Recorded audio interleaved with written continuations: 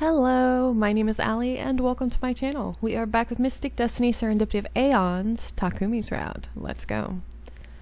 If it comes up, I'll deal with it then. With those gloomy thoughts for company, I head to my room to sleep. Huh? Where am I? I blink several times as I look at the unfamiliar ceiling. Slowly, sleep leaves my body, and I remember yesterday's events. I roll over and grab my phone. I squint as soon as I unlock it, blinded by the overly bright screen. Ugh, why is it always so bright?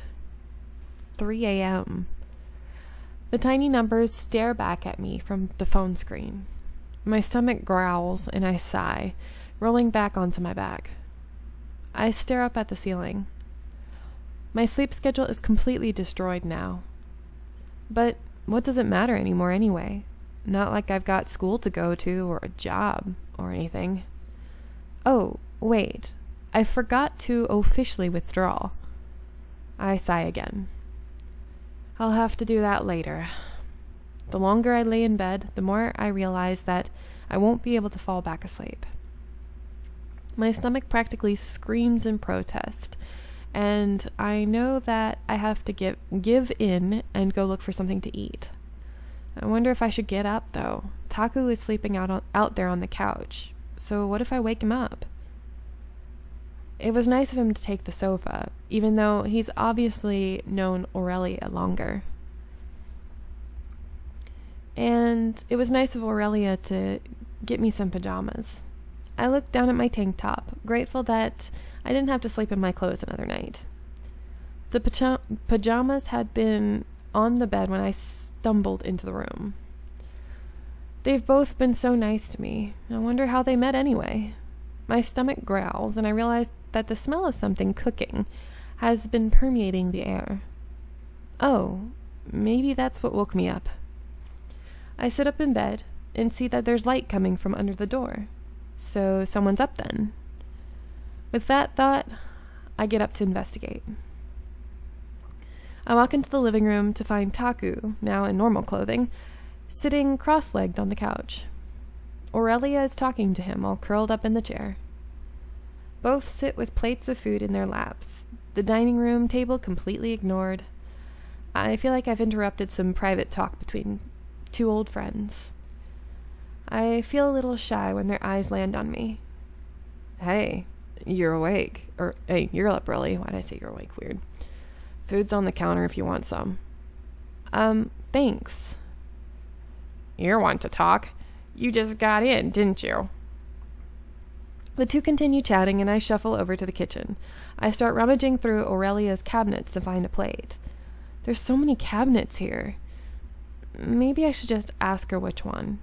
I'm about to do just that when Taku and Aurelia's conversation turn to a topic of interest. You're not going to believe this, but I saw her. I saw Azucena. Whatever. Azucena? I guess that's what it was. Aurelia stops eating for a moment and stares at Taku. At Munchie's mother's home? Taku nods. She said she was looking for something. What did you do? I got us the hell out of there. I know I can't handle her.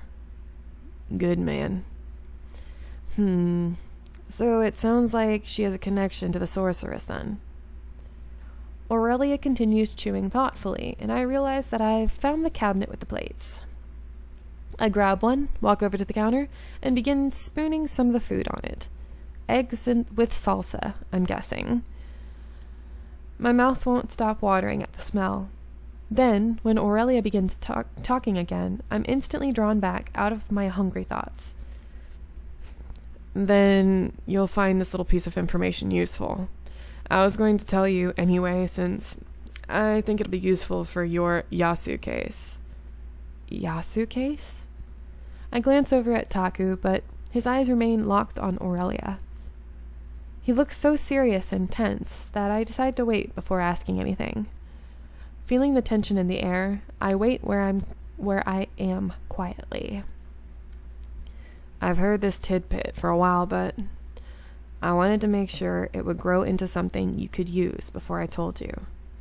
There's a growing faction of vampires within the Okura Mafia that are planning to rebel against Azucena. They call themselves the Silver Dogs. They seem like they're getting pretty organized, so they might be a good starting place for info. Is that so? This may be a good time as any to step in. I walk to the dining table, sitting in the chair facing them in the living room. But, if I can ask, what does this have to do with Yasu? The pair look at me.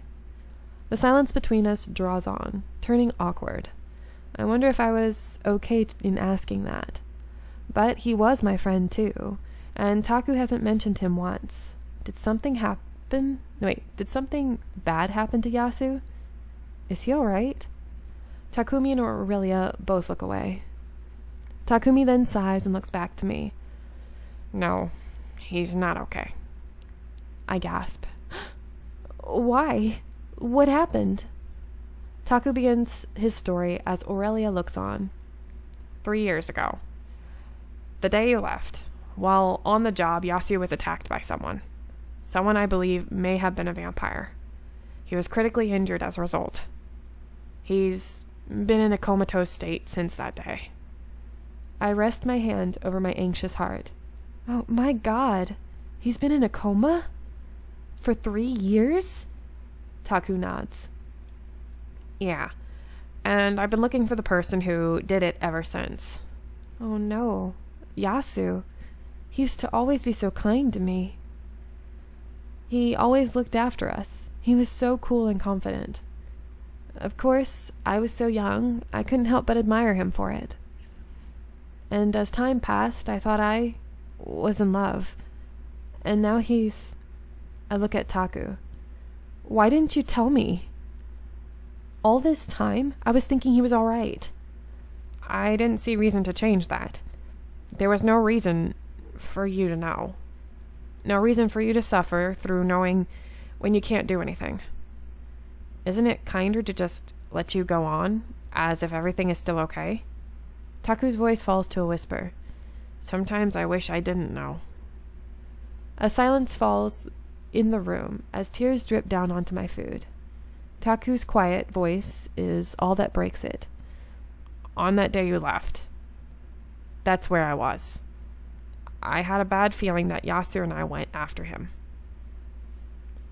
When I found him, I saw a woman with long black hair. I can't remember her face, though, for some reason. But I think that woman might have been Azucena. Azucena? The leader of the Mafia? Why would she have been involved? Taku avoids my eyes. She may have been involved with Yasu in some way. I can't say the specifics yet. I've been working this case on the side for the past 3 years. But it's tough because everyone who is directly involved with it disappeared a long time ago. All this time, he's been training, working, going to school, and working on this case too? That must have been incredibly difficult. I'm sorry. I shouldn't have yelled. I had no idea that anything was wrong, so I was just shocked. But that's no excuse. I'm sure you've been through hell with this. Taku doesn't say anything, just looks away. I think for a moment and then continue. But still, I'd like to see Yasu, if possible. Taku gives me an inscrutable expression, and I feel myself tense as he stares at me. I begin to wonder if I've done something wrong before he gives an awkward smile. I feel the tension leave my body, and the atmosphere in the room immediately lightens. Wow, I never realized just how big of an impact Takumi's smile can have on the mood. Sure, but I'm kind of wiped out. Not used to having missions back to back. I'm sure you feel the same, so maybe we should take a break tomorrow. I need to go back to my apartment, get some things, and handle some other stuff. Then we could go see him on Thursday or Friday. A break? I hadn't thought about it, but yeah, you're right. I'm sore all over and tired. There's just been so much adrenaline lately. Yeah, I can't say you get that used to it, but it does get easier to deal with. Taku stands up and yawns. Munchie, I'm tired of sleeping on the couch, and you seem pretty rested, so I'm taking your bed, okay? Good night. What? Taku puts his plate in the sink and waves goodnight. He then promptly walks to the guest room and shuts the door. A tinkling laugh comes from somewhere in the room, and I'm surprised to see it's Aurelia. He's not really what you call a gentleman, right? I admit, I'm surprised he ever gave you the bed. What does it say? Okay. Like, what a jerk. We're gonna say, I like that about him, though. I like that about him, though. Do you? Aurelia's voice seems just a little too amused to me. Not like. What? Whoever said you did? That's right. But if you did, he'd be pleased. I don't remotely know what to say to that, so I just cough and clear my throat, which, of course, sends Aurelia laughing again. Well, I'll be gone on a trip with Pax for a few days soon, so you can have my bed if you want. Just wash the sheets after, and I won't care. Oh, and no sex in it, please. I immediately shake my head. Oh, God. I really seriously doubt. No, that won't happen. So thank you. Desperate, I try to change the subject. So have you known your friend Pax a long time? Yeah, many years. Longer than you've been alive. She's an interesting sort. Wow, really? You look so young. Is she like you then? What is that word? Is it sylph? Let me look that up. Okay, I was right. It's sylph. I'm a sylph. We come from Avalon. Pax does too, though. I didn't know her then. They call her Pirate Queen Pax, actually. But while she may look the part, I can tell you that woman's no queen. It sounds like she's really fond of Pax. She sounds really cool. I'd like to meet her one day. Aurelia shakes her head. Be careful what you wish for. She is a force to be reckoned with, always dragging me into this or that. She sighs. But she has a good heart, mostly. Oh, and that reminds me. Aurelia hops up lightly, and I realize there are tiny, semi-transparent wings on her back. What? A little gasp escapes my lips, but I don't say anything. So, sylphs have wings like that. That's so cool.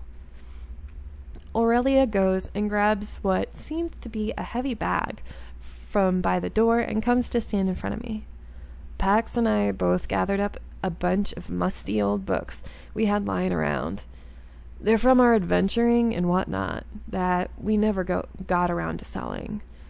Can't guarantee anything about them, but they are magical texts if you want to take a look at them.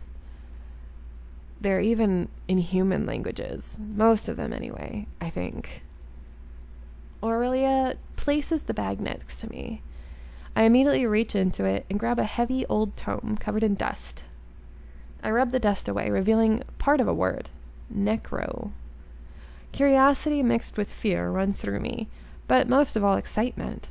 I look up, beginning to speak. But the door across the hall closes, and I realize that Aurelia is already gone. I shrug. Oh well. I'll just have to thank her properly tomorrow. I pull out all the books and spread them out on the table, carefully looking over each one. I love books, but I haven't had time to read any in ages, so I'm kind of excited to read something again. A small voice in the back of my mind whispers that I could read a lot more if I didn't drop out of school, but I ignore it. I pick what seems to be the most innocuous one, I guess, titled Magic, spelled with a K, Magic and You, a complete and speedy guide to the beginning of the new you. I settle on the sofa with a book and finally begin to eat my cold food. For the remainder of the night, I read until I pass out where I sit. I'm going to let you guys go here. I hope you are enjoying, and I'll see you in the next one. Bye.